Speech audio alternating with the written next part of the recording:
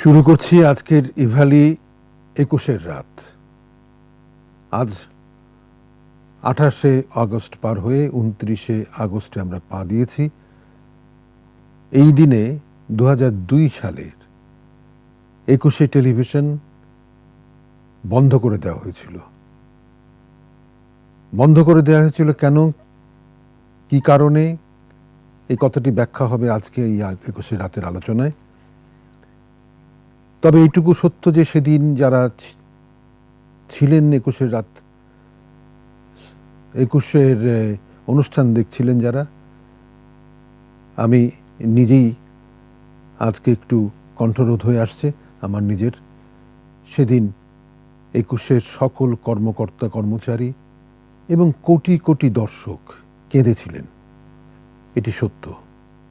এবং সেদিনের কথা মনে করে আজকে আমিও অনেক বেশি কষ্ট পাচ্ছি, দুঃখ ভারাক্রান্ত হচ্ছি এবং একই সঙ্গে যারা ২১-এর অনুষ্ঠান বা ২১শে টেলিভিশন বন্ধ করেছিলেন তাদের প্রতি ঘৃণার উদ্রেক হচ্ছে আমার। আজকের আমাদের এই ইভালি ২১শে রাতের শিরোনাম, যেদিন ২১-এর কণ্ঠ রোধ করা হয়েছিল। এবং আজকের এই অনুষ্ঠানে আমরা স্টুডিওতে পেয়েছি আমাদের অত্যন্ত আপনজন শ্রদ্ধেয় আবেদ খান, সম্পাদক দৈনিক জাগরণ, এবং পেয়েছি শামসুদ্দিন হায়দার ডালিম, যোগাযোগ ও জনসংযোগ কর্মী, এবং ভার্চুয়ালি আমাদের সাথে যুক্ত আছেন নাট্যকার মাসুম রেজা। এই যে তিনজনের নাম আমি বললাম, উচ্চারণ করলাম, এই তিনজনের সঙ্গে ২১শে টেলিভিশনের একটি আত্মার সম্পর্ক রয়েছে। এই তিনজনের সঙ্গে ২১শে টেলিভিশনের স্মৃতি রয়েছে অজস্র, এবং এই তিনজনের সঙ্গেই ২১শে টেলিভিশনের একটি নিবিড় সম্পর্ক রয়েছে। সেই কথাগুলো আজকে আমরা শুনব। যদি দর্শক আপনাদের মনে থাকে সেদিনের সেই খবর পড়ার শামসুদ্দিন হায়দার ডালিমের কথা, যার খবর শুনতে শুনতে অশ্রু সজল হয়েছিলাম আমরা দর্শকেরা, যার খবর শুনতে শুনতে সারা দেশের ২১শে টেলিভিশনের ভক্তরা কেঁদেছিলেন, যাদের বুক ভেঙে গিয়েছিল কষ্টে। আজকে তাকে দিয়ে আজকে আমরা শুরু করছি, কিন্তু শুরু করবার আগে সেদিনের সেই শেষ খবর পড়াটি আমরা একটু দেখে নিতে চাই আমাদের স্ক্রিনে। আজ বিকেল ৫টায় সরকার ২১শে টেলিভিশনের সকল প্রকার কার্যক্রম বন্ধ করার প্রয়োজনীয় সকল ব্যবস্থা নেয়। বিটিটিভির টাওয়ার ও জায়গা ব্যবহারের অনুমতি বাতিল করা হয় এবং ২১শে টেলিভিশনের অনুকূলে মাইক্রোওয়েভ লিঙ্ক, স্যাটেলাইট লিঙ্ক ও টেলিভিশন সম্প্রচারের সকল ফ্রিকোয়েন্সি বাতিল করা হয়। এ অবস্থায় আমরা গভীর দুঃখের সঙ্গে আমাদের নিয়মিত সম্প্রচার কার্যক্রম বন্ধ করে দিতে বাধ্য হচ্ছি।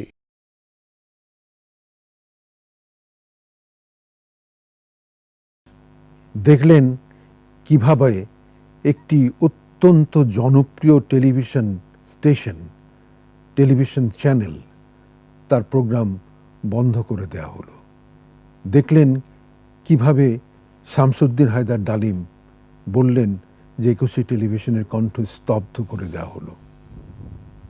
আজকে এতদিন পরে, এত বছর পরেও আমরা সেদিনের সেই দুঃসহ স্মৃতি ভুলতে পারি না। সেদিনের সেই দুঃসহ স্মৃতি মনে করে আরও অনেক কিছুই আমরা তখন ভাবি যে কিভাবে গণমাধ্যমকে বন্ধ করে দিয়ে, জোর করে বন্ধ করে দিয়ে গণতন্ত্রকে হত্যা করবার চেষ্টা করা হয়েছিল। সেগুলো নিয়ে কথা বলবো। আমি শুরুতেই শামসুদ্দিন হায়দার ডালিম, আপনার কাছে আসছি যে সেদিনের সেই যে খবরটি পড়লেন এবং আপনার যে আমি দেখলাম, চেহারা দেখলাম, চোখ মুখের অবস্থান দেখলাম, সেটি কিন্তু দেখলেই বোঝা যায় যে কতখানি কষ্ট আপনি পেয়েছিলেন। একটু যদি স্মৃতি থেকে বলেন। আমরা বুঝতে পারছিলাম যে এরকম কিছু একটা হয়তো হবে, কিন্তু এত দ্রুত হবে সেটা ধারণার মধ্যে ছিল না, এবং পুরো ঘটনাটা খুব অ্যাব্রাপ্ট হয়েছে। হঠাৎ করেই প্রশাসনের লোকজন চলে এলেন, গোয়েন্দা সংস্থার লোকজন চলে এলেন, তারা ঢুকে যাচ্ছেন আমাদের কোন সময়টাতে? সকাল থেকে? দুপুরের দিকে আর কি, দুপুরের দিকে। এবং তারা হম্বিতম্বি শুরু করলেন যে এক্ষুনি বন্ধ করে দিতে হবে, বেরিয়ে যেতে হবে, এরকম একটা ব্যাপার। তাদের কাছ থেকে সময় চাওয়া হলো, বললো যে এটা তো একটা টেলিভিশন, দর্শক অ্যাব্রাপ্ত বন্ধ করলে মানুষ দ্বিধাগ্রস্ত হবেন যে কি হচ্ছে, কি ঘটনা, তা একটা তো ঘোষণা লাগবে। তো তখনই তড়িঘড়ি করে সেই ঘোষণার বিষয়টি আসলো। সাইমন রিং, আমাদের ম্যানেজিং ডিরেক্টর, সদ্যপ্রয়াত সাইমন রিংকে স্মরণ করছি, তার প্রতি গভীর শ্রদ্ধা। তো সাইমন রিং আমাকে বললেন যে তোমাকে ঘোষণাটা দিতে হবে। আমি বললাম যে আমার পক্ষে সম্ভব না। আমাকে হয়তো অনেকেই জানেন একজন সংবাদ উপস্থাপক হিসেবে, কিন্তু মূলত আমার পেশাটা ছিল প্রযোজনা। আমি সংবাদ প্রযোজনার দায়িত্ব পালন করতাম। ফলে এই স্টুডিও এর সঙ্গে লোকগুলো এবং একুশে টেলিভিশনের সঙ্গে সম্পৃক্তটা তো অন্যরকম।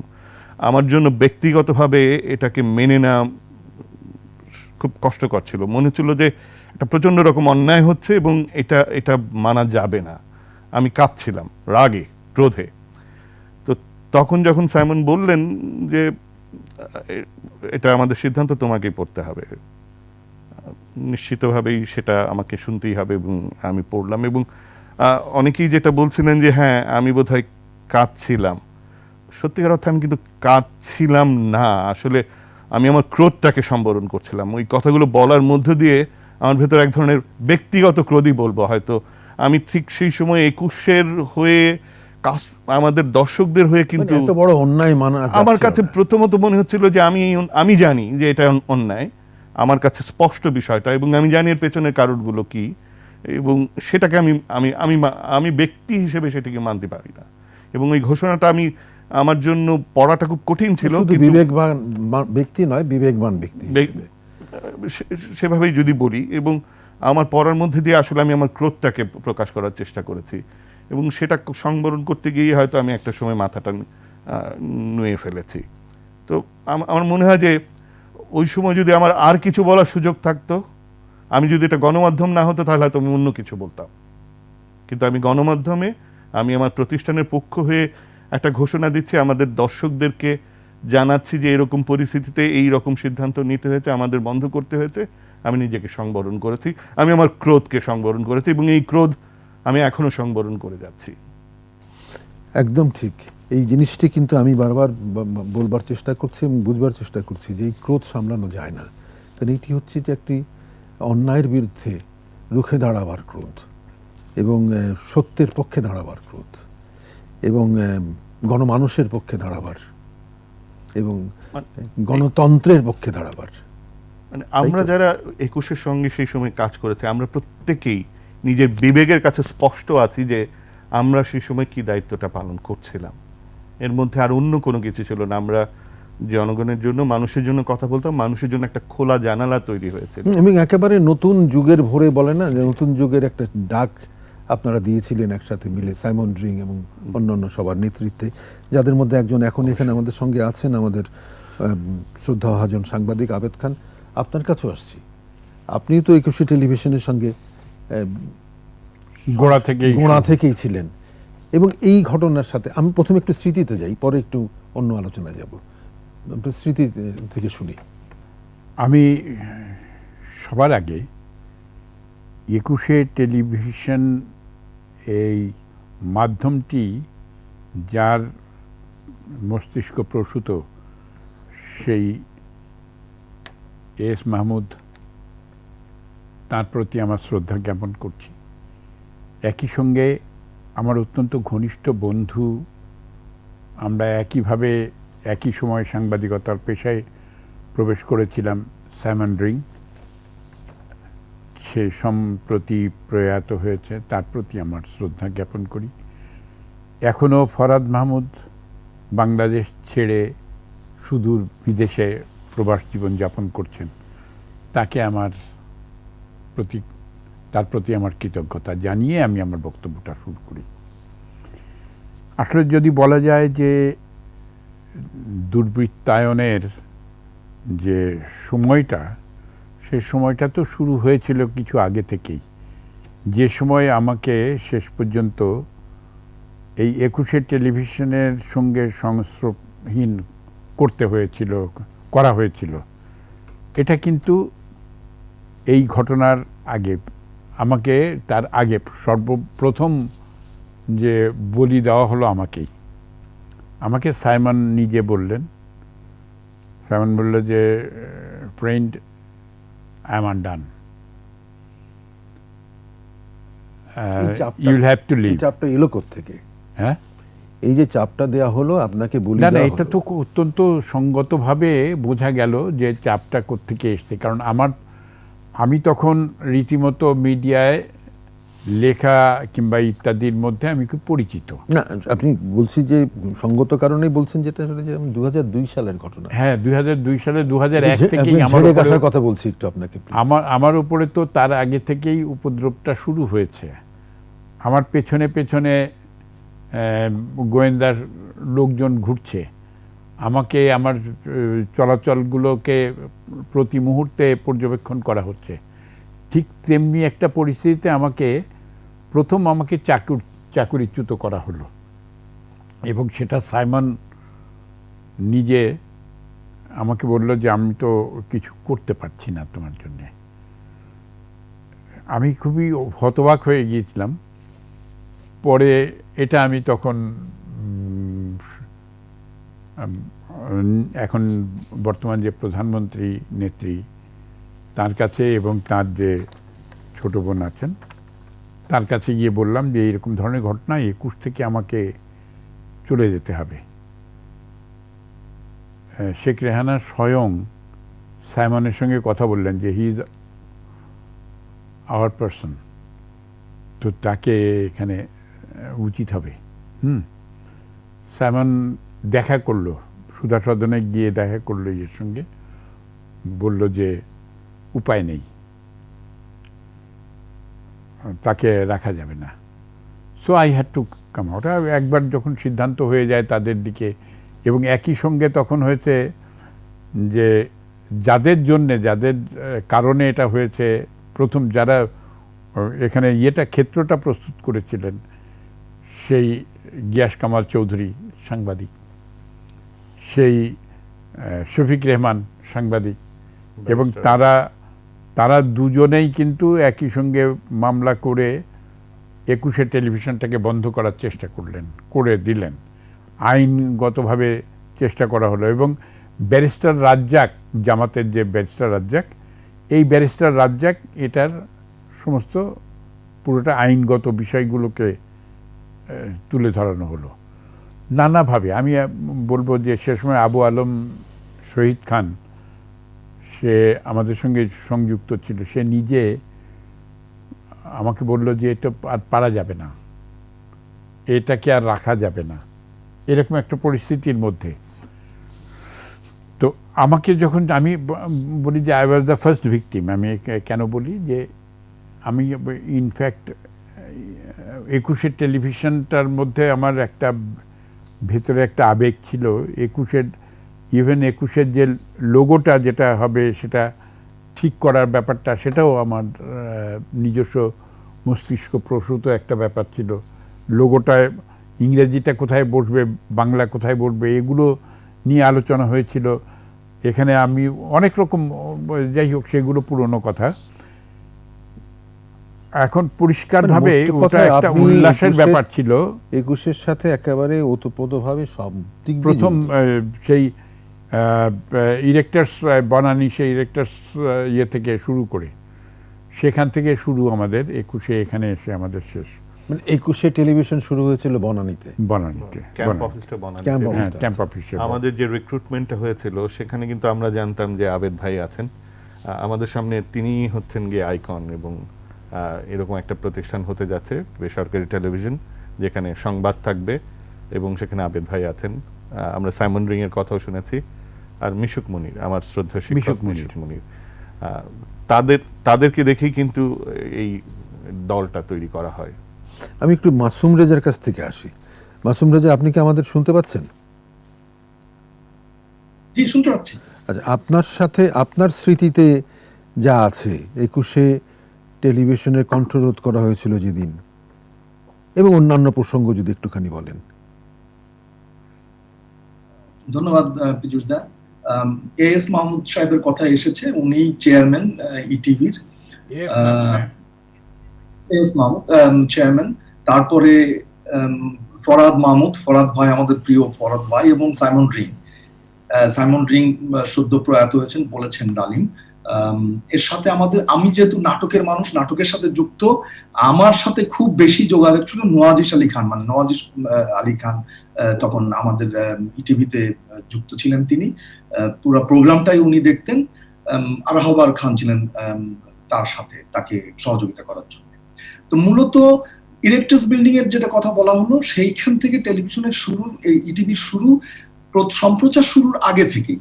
এটা তো পয়লা বৈশাখে 14 এপ্রিল 2000 সালে এটির প্রথম সম্প্রচার হয়, বা উদ্বোধন বলতে যেটা বোঝায়। তার আগে সম্প্রচার হয়েছে পরীক্ষামূলক, কিন্তু পয়লা বৈশাখ থেকে 14 এপ্রিল থেকে সেটা শুরু হয়।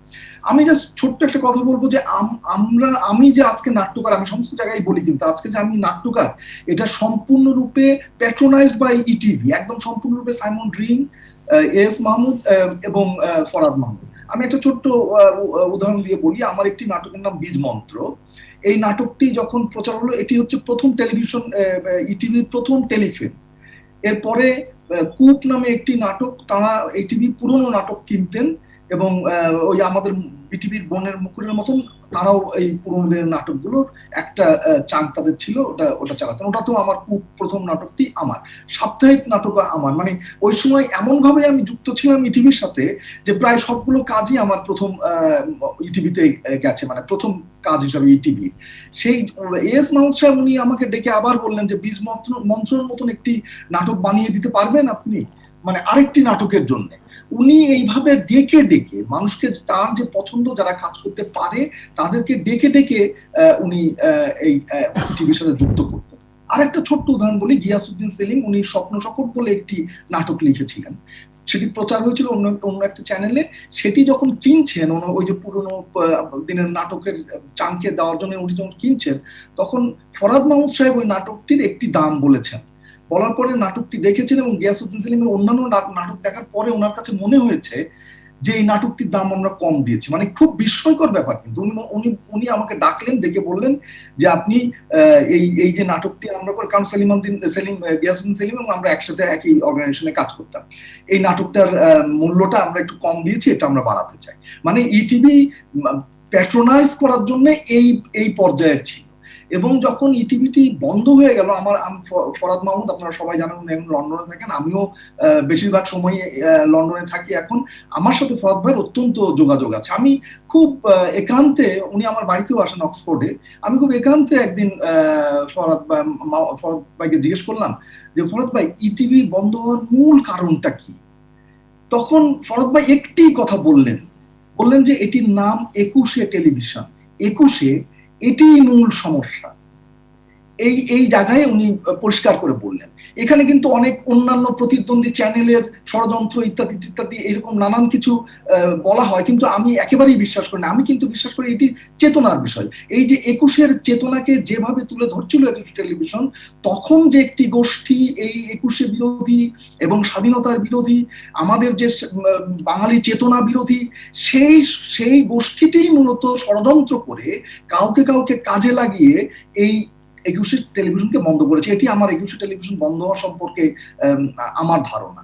এবং আমি আপনার কাছে আবার আসবো। মাসুম রেজা যেটা বলছিলেন আবেদ খান, সেটি হচ্ছে যে 21শের চেতনার কথা বলছিল, যে 21শে বন্ধ করার জন্য সবচাইতে বড় অপরাধ 21শের ছিল যে 21শের চেতনা, বাঙালির চেতনা, বাংলাদেশের মুক্তিযুদ্ধের চেতনা, অসাম্প্রদায়িক চেতনা, ইত্যাদি ইত্যাদি ইত্যাদি। এটাই বোধহয় মাসুম রেজার কথা থেকে আমরা বুঝতে পারি।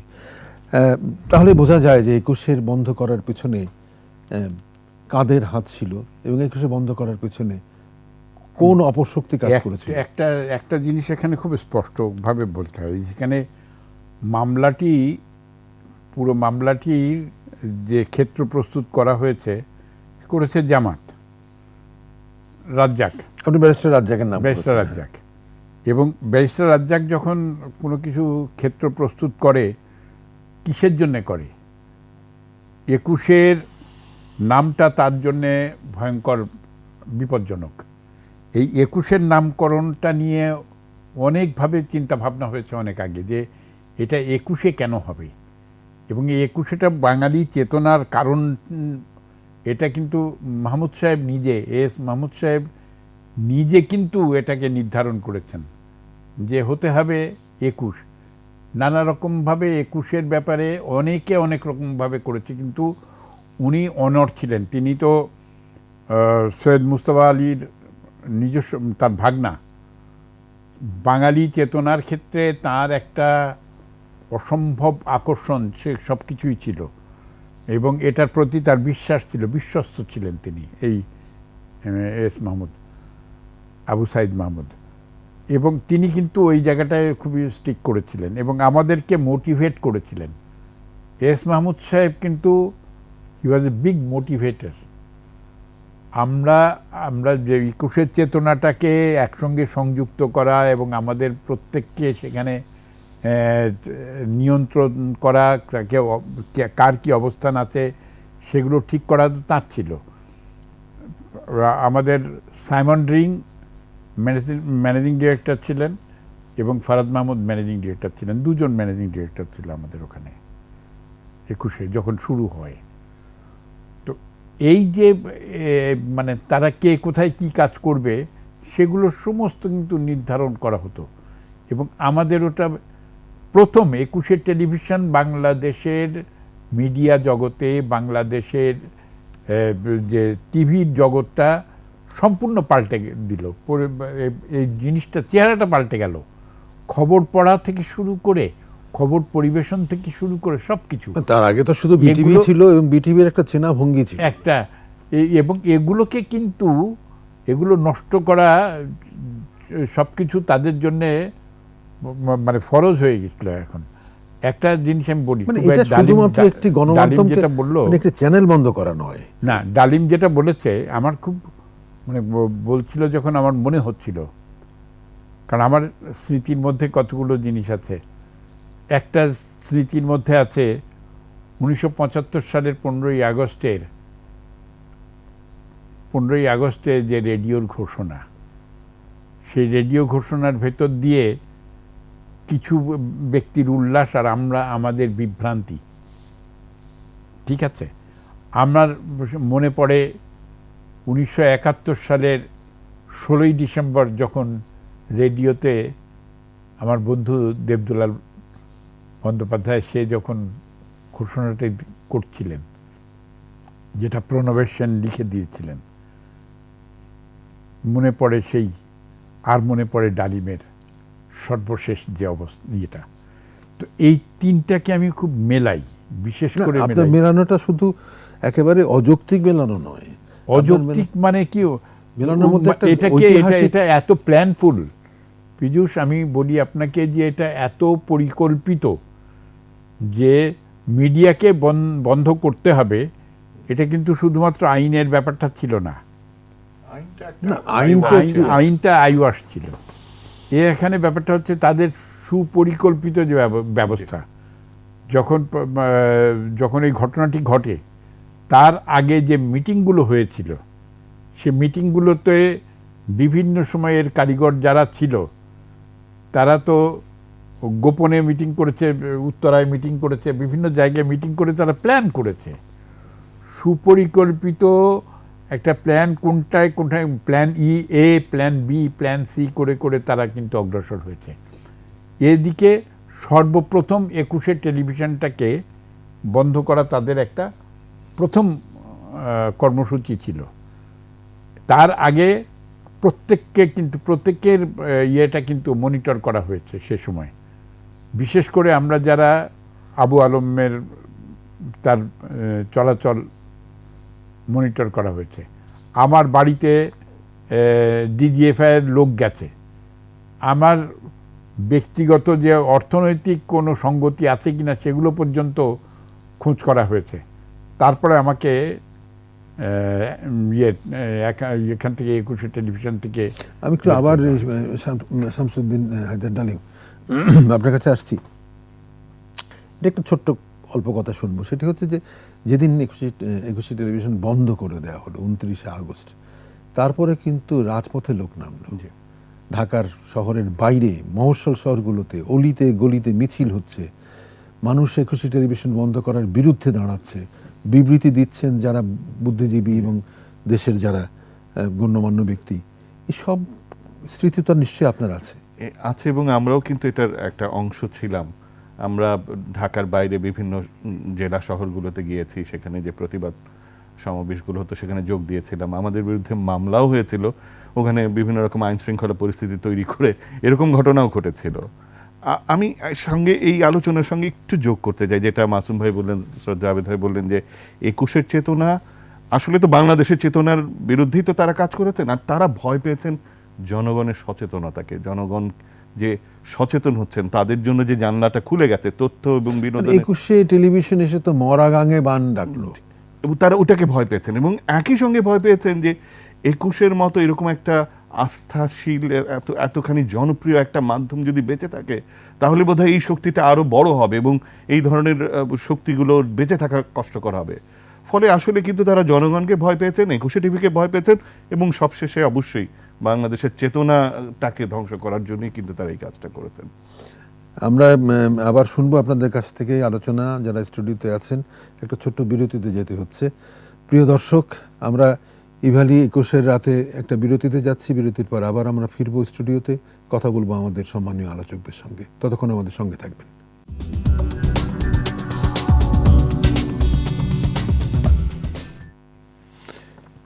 প্রিয় দর্শক, ফিরে আসছি আমাদের ইভালি একুশের রাতে বিরতির পরে। কথা বলবো ভার্চুয়ালি মাসুম রেজার সঙ্গে। মাসুম, তুমি যেটা বলছিলে সেটা হচ্ছে যে নাটক, একুশে টেলিভিশন যেসব নাটক গ্রহণ করতো এবং যেসব নাটক নিয়ে একুশে টেলিভিশন দর্শকদের সামনে হাজির হতো, বিটিভিতে আমরা এক ধরনের নাটক দেখতাম, একটা ঘেরাটপের মধ্যে আমরা কাজ করতাম, একটা চেনা ভঙ্গি ছিল। সেখান থেকে বেরিয়ে এসে তোমরা গিয়াসউদ্দিন সেলিমের নাম নিলে, বা অমিতাভ রেজা, বা আরও যারা যারা ছিল, এই যে নতুনত্ব বা নতুনের যে স্বাদ, যেটা একটু আগে শামসুদ্দিন হায়দার ডালিম বলছিলেন যে একুশের মধ্যে দিয়ে কিন্তু একটা জানালা খোলা হয়ে গেল, নতুন একটি জানালা খোলা হলো। এই বিষয়ে একটু শুনতে চাই। আমি পীযূষ দা জাস্ট এই আবেদ ভাই যেটি বলেছেন এবং ডালিম যেটি বললেন তার সাথে একটা ছোট্ট যোগ করি। দেখেন যে যখন ইটিভি তাদের মামলাটিতে পরাজিত হন, সেটি ছিল কিন্তু সম্প্রচার আইন বিরোধী একটি প্রতিষ্ঠান হিসাবে বা একটা চ্যানেল হিসাবে তাদের এই সম্প্রচার বন্ধ করে দেওয়া হয়েছিল। সেটা হচ্ছে টেরিস্ট্রিয়াল সম্প্রচার, কারণ তাদের নিজস্ব টাওয়ার ছিল না। তারা বিটিভির কাছ থেকে টেরিস্ট্রিয়াল টাওয়ার ভাড়া করে এটা চালাতো, যেটিকে বলা হয়েছিল সেই সময় যে এটি সম্প্রচার নীতিমালা বিরোধী, সেই জন্য টেরিস্ট্রিয়াল বন্ধ করে দেওয়া হয়েছিল। মামলায় পরাজিত কিন্তু ইটিভি এটাতে হয়েছিল, কিন্তু পরদিন এসে জোর করে তাদের স্যাটেলাইট সম্প্রচারও বন্ধ করে দেওয়া হয়। অন্যায়টি এখানে সবচেয়ে বেশি হয়েছিল। সেই স্যাটেলাইট চ্যানেল চালানোর অনুমতি কিন্তু 5 সালে আবারও দেওয়া হয়। 7 সালে ইটিভি, 2007 ইটিভি আবারও সম্প্রচারে আসে। ফলে একদম জোর করে, সরাসরি জোর করে আইন শৃঙ্খলা বাহিনীর লোক নিয়ে এসে এই ইটিভিকে বন্ধ করেছিল। এটি কিন্তু আমাদের মনে রাখতে হবে। সেই ক্ষেত্রে কিন্তু ইটিভির চেতনার কথা আমরা বারবার বলছি, সেটি সত্যি বাংলাদেশে যে প্রভাব ফেলছিল তা অনেকেরই ভীতির কারণ ছিল, একটি বিশেষ গোষ্ঠীর ভীতির কারণ ছিল। তার মানে আইনটাও মানা হয়নি? না, আইন মানা হয়নি। আইন ছিল ওই টেরিস্ট্রিয়াল পর্যন্ত, যে ওটি অন্যায়ভাবে নেওয়া হয়েছে বা ওটি নীতিগতভাবে ঠিক নেই, এরকম একটি জায়গায় রায়টি হয়েছিল। কিন্তু টেরিস্ট্রিয়ালিও বন্ধ করে দেওয়া হয়েছিল পরদিন। এটা ডালিম খুব ভালো মতন বলতে পারবেন, আবেদ ভাই ভালো মতন বলতে পারবেন। আমি এই জায়গাটুকু বললাম এই কারণে যে আসলে তাদের ইয়েটা কি ছিল আর কি, তাদের ভাবনাটা কি ছিল, কেন তারা এটা করেছিলেন। এরপরে নাটকের কথা যেটা আসছিল, দেখেন বিশেষ করে ফরাদ মাহমুদ ভাই, ফরাদ ভাই, উনি কিন্তু বিভিন্ন প্রযোজনা প্রতিষ্ঠানে নিজে যেতেন।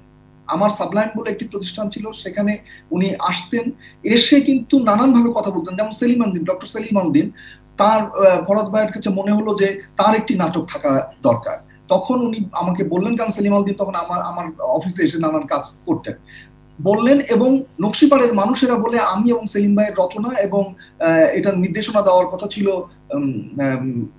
আমাদের বাচ্চু ভাই, নাসিরুদ্দিন ইউসুফ বাচ্চু ভাইয়ের। তিনি কিন্তু এই মানুষগুলোকে দেখেন, মানে সত্যিকার অর্থেই যারা কাজ জানেন, কাজ করেন, তিনি কিন্তু সেই মানুষগুলোকে নিচ্ছিলেন। এবং সবচেয়ে বড় ব্যাপার, এটির জন্য যে বাজেট, আমরা বিটিভিতে কাজ করলে অথবা প্যাকেজ, তখন প্যাকেজও এসেছে, প্যাকেজে কাজ করলে যে পরিমাণ মানে নির্মাণ ব্যয় আমরা পেতাম, তার চাইতে অনেক বেশি নির্মাণ ব্যয় আমরা পেতাম, অনেক বেশি স্বাধীনতা পেতাম। মানে আমরা যে স্বাধীনতা নিয়ে, যেমন বিটিভিতে একটা কথা আছে ভেটিং, যে এটা করা যাবে ওটা করা যাবে না, ইটিভিতে কিন্তু খুব সামান্য কিছু জায়গা ছাড়া পুরাটাই কিন্তু আমাদের স্বাধীনতা ছিল। এবং আউটডোরে আমাদের বেশিরভাগ কাজটা তখন কিন্তু আউটডোরে হতো, আমরা নানান জায়গায় চলে যে এই নাটকগুলি করতাম। এবং এই করার জন্য কিন্তু দেখেন সারোয়ার ফারুকের নাম মানে আসতে হবে এখানে। ওই সময় এখন যারা কাজ করছেন, কিন্তু যেমন সংবাদের, যদি সংবাদ যারা পাঠ করেন এখন বা সংবাদ সংগ্রহ করেন নানা জায়গা থেকে, তাদের বেশিরভাগই যারা সবচেয়ে অভিজ্ঞ তারা কিন্তু ইটিভির গ্রুপ, মানে ইটিভির থেকে তাদের সৃষ্টি। নাটকেও কিন্তু, টেলিভিশন নাটকের ক্ষেত্রে সংবাদ পরিবেশনের ধরনটাই পাল্টে গেছিল, ধরন পাল্টে দিয়েছিল। আমাদের নাটকেও কিন্তু একদম আমরা ধরন পাল্টে দিয়েছিলাম, কারণ আমাদের যে স্বাধীনতা তখন আমরা পেলাম, যে অর্থনৈতিক সহযোগিতা পেলাম, বাজেটের পয়েন্ট অফ ভিউ থেকে, সবকিছু মিলিয়ে আমরা কিন্তু মন খুলে সেই সময় কাজ করতে পারতাম। আর এটা নয় যে আমি একটা কাজ করতে চাই, আপনার কাছে গেলাম, তা নয়। ওনারা কিন্তু খুঁজে বার করতেন, ওনারা খুঁজে খুঁজে বার করতেন এই সময়। ফলে আমি মনে করি যে ইটিভি বন্ধ হওয়াটা, আমরা কিন্তু কেঁদেছিলাম। ডালিম এখন এই এতদিন পরেও কথা বলতে যে প্রায় তার ভয়েস চোক করছিল।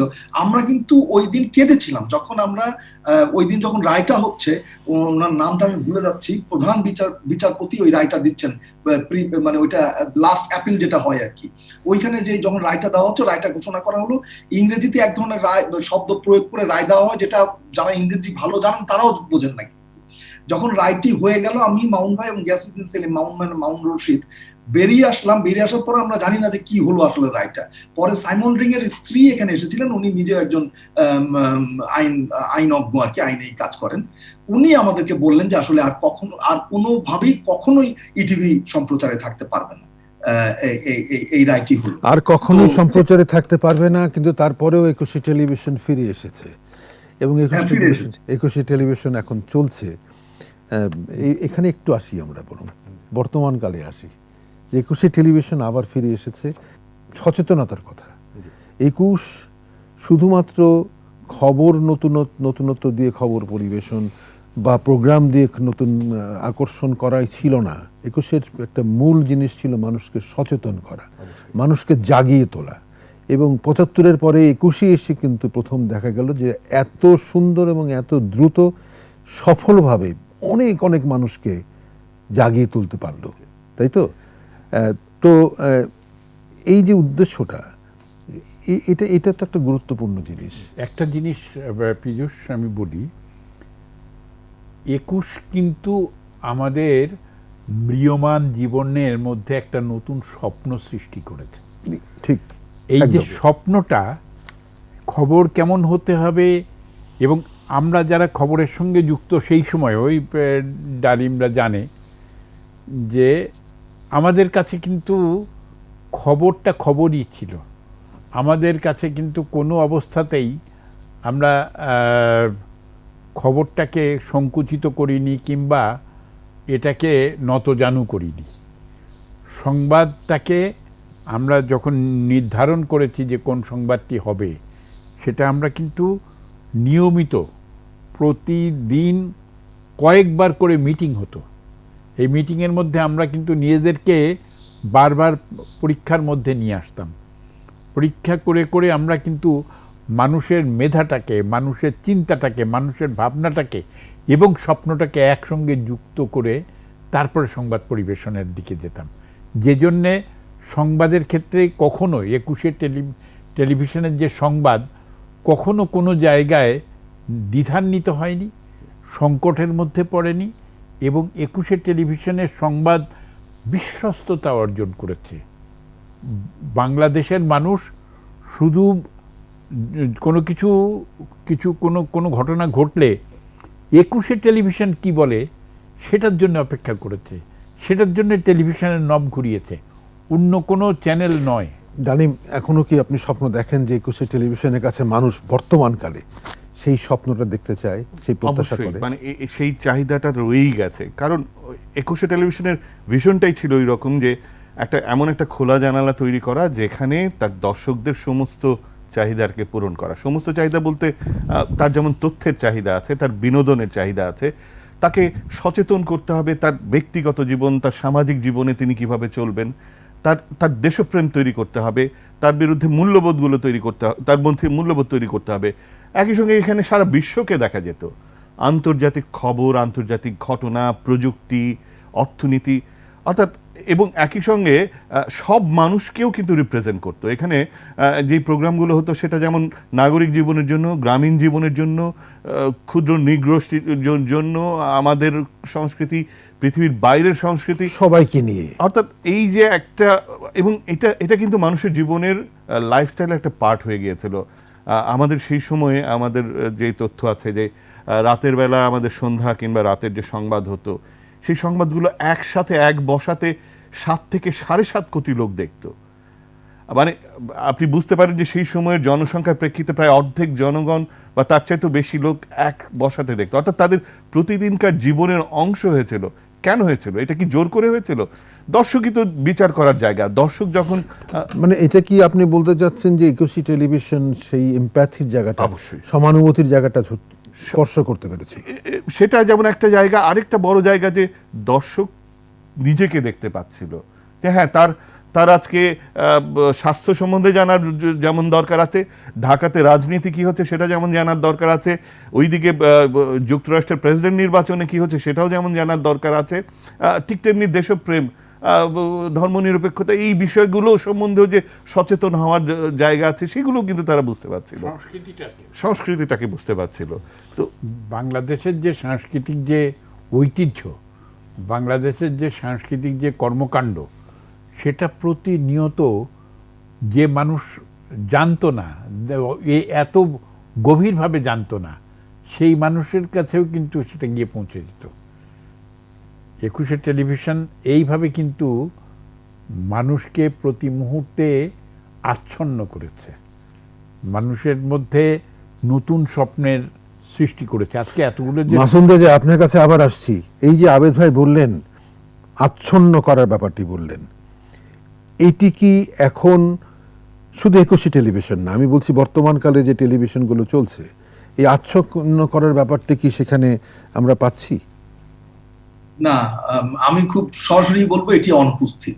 কিন্তু একটি কথা এখানে হয়েছে, সেটি খুব ভালো, যে আমরা আশা করি, আমি নিজে একজন নাটকের মানুষ হিসেবে, টেলিভিশনের নাটকের সাথে যুক্ত মানুষ হিসেবে শুধু নয়, একজন দর্শক হিসেবে আমি বলছি, অন্যান্য সকল দর্শক বিশেষভাবে ইটিভির প্রতি কিন্তু তাদের এক ধরনের মমতা, এক ধরনের মানে চাওয়াও আছে। তারা কিন্তু চায় যে ইটিভি তাদের সেই পূর্ণ শক্তি এবং সত্তা দুটো নিয়েই আবার আমাদের সামনে আসুক। আগে যেটা ছিল টেরেস্ট্রিয়াল, সেই টেরেস্ট্রিয়ালের প্রয়োজন তো আমাদের এখন আর নাই, কারণ আমরা এখন ঘরে ঘরে টেলিভিশন থেকে পৌঁছে দিতে পারছি আমাদের এই যে কেবল টিভির মাধ্যমে, নানানভাবেই এখন এই সকলের ঘরেই যাচ্ছে। সুতরাং আমি আশা করব যে একুশে টেলিভিশনের কিন্তু একটা কমিটমেন্ট আছে দর্শকের। যদি আপনি সেই শুরু থেকে মনে করেন এখনো পর্যন্ত দর্শকের প্রতি শুধু নয়, যারা এই একুশে টেলিভিশনের সাথে নানান প্রোগ্রাম তৈরির সাথে, অনুষ্ঠান তৈরির সাথে যারা যুক্ত, তাদের কাছেও কিন্তু একুশে টেলিভিশনের একটা কমিটমেন্ট আছে, কারণ তারা সেই জায়গাটা তৈরি করেছিলেন যে জায়গায় আসলে একজন সফল নির্মাতা, একজন সফল নাট্যকার, একজন সফল অভিনয় শিল্পী ইত্যাদি তাদের মানে তাদের সর্বোচ্চ সৃজনশীলতাটা দেখাতে পারে। সেই কমিটমেন্টটা কিন্তু একুশে টেলিভিশনে আছে। এবং আমি মনে করি পীযূষদা, আপনারা যারা যুক্ত আছেন ইটিভির সাথে, এই নির্দেশক, অভিনেতা, প্রডিউসার এবং এই যে রাইটার, এদের সবার এই কমিটমেন্টটা আপনারা রক্ষা করবেন এবং একুশে টেলিভিশন আরো সুন্দর করে, আরো সুন্দর বলবো না, আবারও সুন্দর করে যেন আমাদের ভেতরে আসে। আমরা খুব খুব তাকিয়ে আছি সেই। ঠিক আছে মাসুম রেজা, আপনি সুন্দর কথা বলেছেন, শক্তি এবং সত্তা দুটোর কথা বলেছেন, এবং যে প্রত্যাশার কথা বলেছেন সেই প্রত্যাশা পূরণ করবার জন্য অনেক সীমাবদ্ধতার মাঝেও আমাদের চলতে হয়, কিন্তু আমরা মনে করি যে এই সীমাবদ্ধতার মধ্যে দিয়েই আপনার এই প্রত্যাশা আমরা পূরণ করবার চেষ্টা করব এবং করছিও। ডালিমের কাছে আসছি আবার, বর্তমান একুশকে কিভাবে দেখতে চাই? আপনি বাস্তবতার কথা বলছেন, বাস্তবতায় হয়তো সবকিছুই সম্ভব না, তবে আমার মনে হয় যে একটা প্রতিষ্ঠানকে যদি আর একটু পেশাদারি ভঙ্গিতে চালানো যায় সেটা একটা বড় জায়গা। আর এর সঙ্গে সম্পৃক্ত সব মহল, সেটা মালিক কর্তৃপক্ষ, সরকার, বিভিন্ন সরকারি সংস্থা, তাদের প্রত্যেকেরই আসলে একটা মাইন্ডসেটের প্রয়োজন যে একটা টেলিভিশন টেকনোলজি অবশ্যই তার মধ্যে পেশাদারিত্বের ভেতরে নিশ্চিতভাবেই দক্ষ জনশক্তি, জনবল, টেকনোলজি এবং এই যে সবগুলো স্টেক হোল্ডার তাদের প্রত্যেকের অ্যালাইন হওয়া, চাওয়াটা, বোঝাটা যে হ্যাঁ এই এই এই মাধ্যমে কাজ করতে গেলে দক্ষ জনশক্তি লাগবে, তাদের ক্যাপাসিটি বিল্ড করতে হবে, তাদেরকে প্রশিক্ষিত করতে হবে, কারণ প্রযুক্তি বদলাচ্ছে, টেলিভিশনের অনুষ্ঠানের ধরন বদলাচ্ছে, আজকে ডিজিটাল প্ল্যাটফর্ম আসছে, সেটাকেও মাথায় নিতে হবে। সেই সঙ্গে মানে জনশক্তিকে যেমন প্রশিক্ষিত হতে হবে, বদলাতে হবে, প্রযুক্তিকে বদলাতে হবে, এবং এই চেঞ্জগুলো যে হচ্ছে এই চেঞ্জগুলোকে অ্যাকসেপ্ট করার জন্য যারা কর্তৃপক্ষ আছেন, একেবারে সরাসরি যারা পরিচালনার সঙ্গে আছেন, মালিক কর্তৃপক্ষ, সরকারি সংস্থাগুলো এবং আরও অন্যান্য যারা আছেন, তাদের সবাইকেও একই রকমভাবে ভাবতে হবে। আমার মনে হয় যে সেটাই আসলে একই রকম ভাবনাটা কি, ভাবনাটা যে অবশ্যই যে এই যে শক্তিটা, দেশ, সবকিছুর মূলেই কিন্তু দেশ, মুক্তিযুদ্ধ, জনগণ এবং এই যে টেলিভিশনের যে শক্তিটা, সেই শক্তিটাকে বোঝায় এবং এই শক্তিটাকে যেভাবে 21-এ শুরু হয়েছিল, যেভাবে সেটাকে কাজে লাগিয়েছিল, যে আস্থাটা তৈরি হয়েছিল, সেটাকেই ফিরিয়ে আনতে গেলে এই তাদের কথা মাথায় রেখেই, এবং দিন শেষে আমরা প্রত্যেকটা মানুষ কিন্তু নিজের দেশকে নিয়ে গর্ব করি, নিজের সমাজকে নিয়ে গর্ব করি, আমাদের চারপাশকে নিয়ে গর্ব করি। তাদের মধ্যে ওই চেতনাটাও জাগিয়ে তোলা যে আমরা তো এগোচ্ছি, এই এগোনোর পথে আমি যদি আরেকটু সচেতন হই, আমি যদি আরেকটু এই কাজটা করি, আমি যদি অন্যদেরকেও প্রভাবিত করতে পারি, তো আমার মনে হয় যে এই শক্তিটা আমরা যখন সবাই উপলব্ধি করব, যেটা আমরা কিন্তু যখন কাজ করেছি তখন কিন্তু সেটা উপলব্ধি করতাম, আমরা প্রতিদিন টের পেতাম যে হ্যাঁ আমাদের এই কাজগুলোকে মানুষ গ্রহণ করছে, বিশ্বাস করছে, এবং সেটা কিন্তু আমাদেরকে অনুপ্রাণিত করতো। এবং সেই কারণেই কিন্তু আজকে 21 নিয়ে এখনো প্রতিবার কথা হয় যে যেই যাত্রাটা শুরু করেছিল টেলিভিশনের, একটা নতুন যাত্রা, টেলিভিশনের শক্তিটা যেভাবে প্রকাশিত হয়েছিল, সেটা আবার ফিরিয়ে আনার সুযোগ আছে। আবেদ খানের কাছে আসছি একটুখানি। আবেদ ভাই,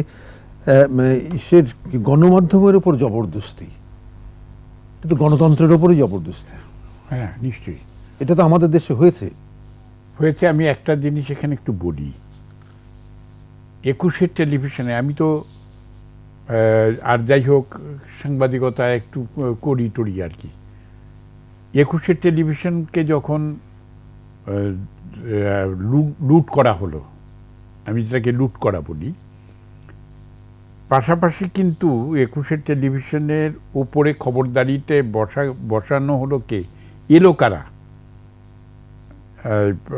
সে সময়ে মামুন, গিয়াসউদ্দিন আল মামুন, এলো কারা? তারেক জিয়া, তাদের ছিল কর্তৃত্ব, তাদের সব কিছু লুট করার জন্যই এসছে তারা। এবং পুরো আমাদের বাংলাদেশের যে 21-এর টেলিভিশনের নামটাকে ধ্বংস করতে হবে, অন্য কিছু নয়। 21-এর চেতনাকে ধ্বংস করতে হবে, অন্য কিছু নয়। মুক্তিযুদ্ধের প্রতি আনুগত্য, সেটাকে ধ্বংস করতে হবে, আর কিচ্ছু নয়। অসাম্প্রদায়িক চেতনাকে ধ্বংস করতে হবে, সেটাই তো ছিল। এবং সেটার জন্যে তো গিয়াসউদ্দিন আল মামুন এসছে। এর মধ্যে নষ্ট মানুষগুলোকে একের পর এক সংযোগ করা হয়েছে, মালিকানা দেওয়া হয়েছে, এবং মালিকানা দিয়ে দিয়ে নষ্ট মানুষের একটা আখড়া তৈরি করা হয়েছিল 21-এর, যাতে 21-এর প্রতি মানুষের মনটা ঘুরে যায়, এইভাবে কিন্তু চেষ্টা করা হয়েছে। এখন আপনারা যারা 21-এর যে কর্ণধার হিসেবে আপনারা আছেন, আপনাদেরকে অতীতের এই দুঃসহ অভিজ্ঞতা থেকে শিক্ষা নিয়ে অগ্রসর হতে হবে।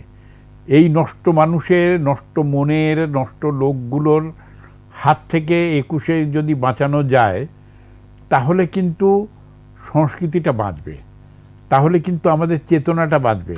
এবং এখানে নতুন সংযোজনের প্রয়োজন হবে, নতুন কিছু, যেটা ডালিম বলেছে। আসলে কিন্তু পৃথিবী কিন্তু এগিয়ে যায়, সমস্ত যে প্রযুক্তি সেটাও কিন্তু এগিয়ে যাবে, অগ্রসরমান। এর মধ্যে থেকে এখানে নিজেকে আলাদা করে তৈরি করতে হবে, নিজের শক্তিটাকে আলাদা করে প্রকাশ করতে হবে। এটা যে 21, এটা যে উজ্জীবনের একটা স্বপ্ন দেখানোর একটা জায়গা, সেই জায়গাটাকে কিন্তু তৈরি করতে হবে, মানুষ দিয়ে তৈরি করতে হবে, বিশ্বাস দিয়ে তৈরি করতে হবে। যেটা ডালিম বলেছে সেটা হলো যে আমরা কিন্তু যেদিন 21শে টেলিভিশন আমরা একসঙ্গে যুক্ত হলাম, সেদিন কিন্তু আমরা আর কেউ আলাদা থাকিনি, আমরা কিন্তু একটা পরিবার হয়েছিলাম। এবং এই পারিবারিক চেতনা ছিল বলেই, পারিবারিক বোধটা ছিল বলেই কিন্তু 21 তার সেই শক্তি নিয়ে অগ্রসর হতে হয়েছিল। বিচ্ছিন্ন করে হয় না আর কি, আমাদেরকে একটা পরিবারের মতো করে দাঁড়াতে হয়। এই পরিবারের যে পারিবারিক শক্তির যে দাঁড়ানো, যেটাকে রুখে দাঁড়ানো যায়, এটা যে এক সময় জাতির শক্তি হয়ে যায়, এটা যে একটা মানুষের শক্তি হয়ে যায়। মানুষ যখন রাস্তায় দাঁড়ায় 21-এর ব্যাপারে, যে সময় 21 বন্ধ হয়ে গেল, তখন যে মানুষ বিভিন্ন জায়গায় বিক্ষুব্ধ হলো, বিভিন্ন জায়গায় আন্দোলন করলো, রাস্তায় দাঁড়ালো, সব কিছু করলো, অনেক কিছু উপেক্ষা করে, অনেক রক্তচক্ষু উপেক্ষা করে। সেই সময় কিন্তু আসলে মানুষ কিন্তু প্রত্যাশা করেছিল যে একটা এমন কিছু তৈরি হবে, হতে পারেনি। দুঃশাসনের তখন সময় চলে এসছে, দুঃশাসন কিন্তু বিস্তার লাভ করেছে সে সময়। সরকার কিন্তু একটা মুক্তিযুদ্ধের চেতনা বিরোধী সরকার সে সময় ক্ষমতায় এসছে, এবং তারা এসে সমস্ত সব কিছু দখল করেছে। এই দখলদার সরকারের হাত থেকে যখন মুক্ত হয়েছে 21শে টেলিভিশন, এই মুক্ত হওয়ার পরে কিন্তু অনেক কষ্ট, অনেক পরিশ্রম, অনেক কিছু এখানে নিয়োগ করতে হবে। এই যেটা ডালিম যেটা বলেছে, আপনি যেটা বলেছেন, যেটা মাসুম রেজা যেটা বলেছে, পেশাদারিত্বটা আনতে হবে। এই পেশাদারিত্বটা কিন্তু, পেশাদারিত্বের পাশাপাশি কিন্তু তার উপরে জাতীয় চেতনা, মুক্তিযুদ্ধের চেতনা এবং আমাদের রাষ্ট্রীয় যে বিশ্বাস, জাতীয় চেতনা, মুক্তিযুদ্ধের চেতনা, আমরা কিন্তু ঘুরে ফিরে এই আলোচনার মধ্যে এগুলো এসছে কিন্তু বারবার। 21-এর অনিবার্য একটা শক্তি, তো অনিবার্য শক্তি। সেই কথাটি আমি একটু আপনাদের তিনজনের কাছ থেকে শুনতে চাই। সেটি হচ্ছে যে এখন যে সময়টা যাচ্ছে, আমরা প্রতিনিয়ত মাঝে মাঝে দেখছি যে জাতীয় চেতনা, মুক্তিযুদ্ধের চেতনার উপরে আঘাত আসছে নানাভাবে, নানা রকম ষড়যন্ত্র হচ্ছে, দেশের বিভিন্ন অঞ্চলে অনেক রকম ঘটনা ঘটছে, ষড়যন্ত্র। এবং যেটি আপনারা বলছেন, আপনাদের আলোচনায় এসছে, গোপন মিটিংয়ের কথা বলেছেন নানান রকমভাবে। এই যে অপশক্তিগুলো যে এখনও মাথাচাড়া দেওয়ার চেষ্টা করে, এবং সামনে আমাদের জাতীয় নির্বাচন আর 1-1.5 বছর পরেই, সেখানে কোনো রকম আঘাত হানতে পারে বলে কি আপনারা মনে করেন? এবং যদি আনে, সেখানে 21শে টেলিভিশন এই সামনের দিনগুলোতে কিভাবে কি ভূমিকা পালন করতে পারে? আপনাদের তিনজনের কাছ থেকে আমি শুনতে চাই একটু। গণমাধ্যম হিসেবে আমাদের কাজ যেটা থাকবে, যে তাকে সেটা ধরিয়ে দেয়া, কোন জায়গাটাতে আমাদের এগিয়ে যেতে হবে সেটাকে ধরিয়ে দেয়া, কোন অপশক্তিগুলো আছে, কোন চেতনাগুলো আমাদেরকে সবসময় পিছনে টেনে ধরে, কারা এই পিছনে টেনে ধরে, তাদেরকে চিহ্নিত করা, তাদের কথাগুলো বলে একদম দেওয়া। ঠিক। মাসুম রেজা, 21-এর জন্মটাই হয়েছিল কিন্তু স্বাধীনতার পক্ষে, বাঙালি ভাবনার পক্ষে, বাঙালি আনার পক্ষে একটা জনমত তৈরি করা। সেই জন্য কিন্তু দেখেন 21-এর সংবাদটি এত শক্তিশালী ছিল, যেটা বলছিল যে 7.5 কোটি মানুষ, 7.5 কোটি মানুষ দেখেছে কি দেখেনি তারও চেয়ে জরুরি ছিল যে সত্যিকার অর্থে একটা বাংলাদেশের চেতনা, একটা বাঙালির চেতনা আমাদের ভিতরে জাগিয়ে তুলছিল, যেটাকে আমি বলি জনমত গঠন। জনমত গঠন, আপনি ইলেকশনের কথা বলেছেন, আমি যদি বুঝতে পারি, আমার ভেতরে যদি সেটি জেগে ওঠে যে আসলে কাকে আমি ক্ষমতায় আনবো, বা আমার চেতনায় কাকে আমি ধারণ করব, সেই জায়গাটা বোধহয় টেলিভিশনের প্রধান ভূমিকা বলে আমি মনে করি। এবং 21শে টেলিভিশনের কাছ থেকে কিন্তু আমরা সেটাই চাই, যে স্বাধীনতার মূল যেই ধারণা আমরা পেয়েছিলাম, যে আমাদের স্বাধীনতা বলতে কি বুঝেছিলাম, সেই ধারণাটা যদি আমরা দিতে পারি, তাহলে স্বাধীনতার বিপক্ষে। ধন্যবাদ মাসুম রেজা। শেষ করব আমাদের বরেণ্য সাংবাদিক আবাদ খানের মুখ থেকে। একটা জিনিস এখানে খুব স্পষ্টভাবে আমি বলি, 21শে টেলিভিশনের সঙ্গে সংযুক্ত হওয়ার জন্যে আমাদের অত্যন্ত প্রিয় একটা মানুষকে, যার নাম সাইমন রিং, তাকে বাংলাদেশ থেকে পার্সন নন গ্রাটা করা হয়েছিল। বাংলাদেশের নাগরিকত্ব তার বাতিল করা হয়েছিল। সাইমন রিংকে পরবর্তী পর্যায়ে নিশ্চয়ই আমরা সম্মান দিয়েছি। আসলে 21-কে যদি তার উজ্জীবন শক্তিটা হচ্ছে একটাই, আমার একটা পরামর্শ থাকবে। সে পরামর্শটি হচ্ছে যে